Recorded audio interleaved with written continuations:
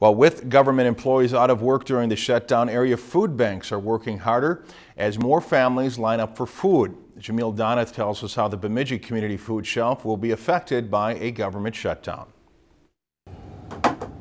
With an already record busy year, Bemidji Community Food Shelf staff are preparing for even longer lines as the government shutdown continues and more families are in need of food. We're real concerned about the people who now are wondering, how do I pay the bills when there's no income coming in?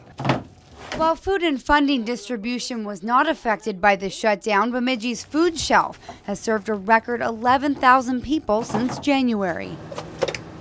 So now staff will have to work harder to feed the thousands of government workers that were laid off. We're kind of already at our peak ever, but we're anticipating there'll be more. Volunteer programs like Sentence to Serve, which uses inmates to pick up and deliver food to the food shelf, weren't going to be open during this shutdown until Wednesday when they were deemed critical.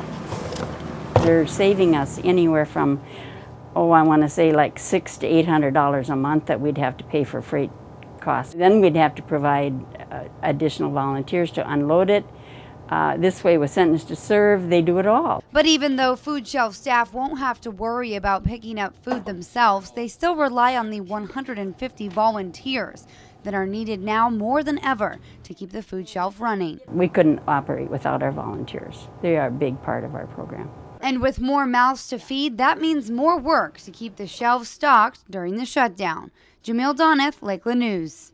The Bemidji Community Food Shelf will remain open during its regular business hours Mondays, Wednesdays, and Fridays from 10 in the morning until 3:30 in the afternoon. If you've enjoyed this segment of Lakeland News, please consider making a tax-deductible contribution to Lakeland Public Television.